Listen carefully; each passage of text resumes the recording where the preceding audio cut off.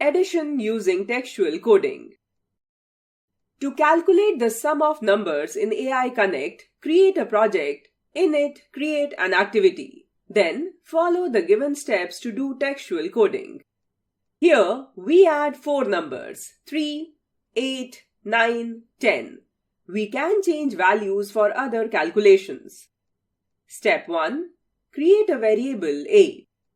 This variable will store the sum of 4 integers, 3, 8, 9 and 10. We will use addition arithmetic operator to add the numbers and define the type as int.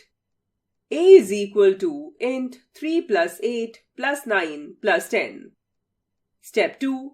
Print the sum of numbers using the following code. A is equal to int 3 plus 8 plus 9 plus 10. Print answer is A. Here, answer is a string and A is a variable. Output, answer is 30.